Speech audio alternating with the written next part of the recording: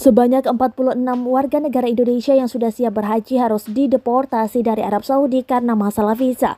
Sejatinya mereka sudah tiba di Bandara King Abdul Aziz, Jeddah. Mereka diyakini sudah membayar mahal untuk bisa berhaji lewat jalur haji mujamalah atau haji furoda alias berhaji lewat kuota undangan Raja Arab Saudi Raja Salman. Tapi apesnya niat mulia mereka membayar mahal untuk bisa menunaikan ibadah haji akhirnya kandas. Mereka malah dideportasi oleh otoritas Arab Saudi dan per Sabtu 2 Juli 2022 mereka dilaporkan sudah berada kembali di Indonesia. Padahal puluhan jemaah itu sudah tiba di Jeddah dalam kondisi memakai pakaian ihram. Mereka pun harus pulang kembali ke Indonesia tanpa sempat beribadah sedikit pun di Tanah Suci. Dirjen Penyelenggaraan Haji dan Umrah Ilman Latif membenarkan hal tersebut. Menurut Ilman, pihak Arab Saudi menyatakan visa mereka bermasalah sehingga mereka tak lolos di pemeriksaan imigrasi. Informasi yang saya terima, mereka memakai jatah visa dari Malaysia dan Singapura, tapi berangkatnya dari Indonesia.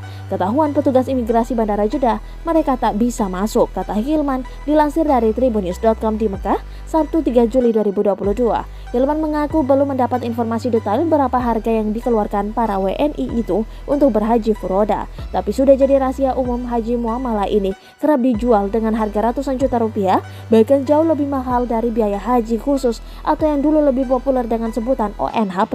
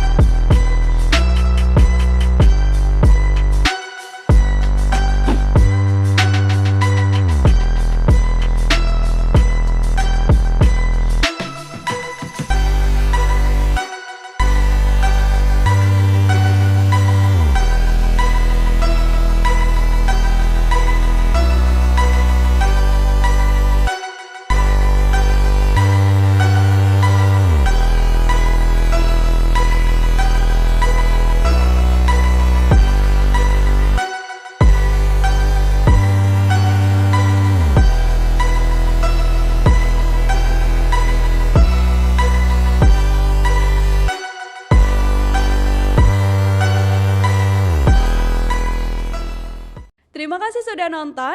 Jangan lupa like, subscribe, dan share ya.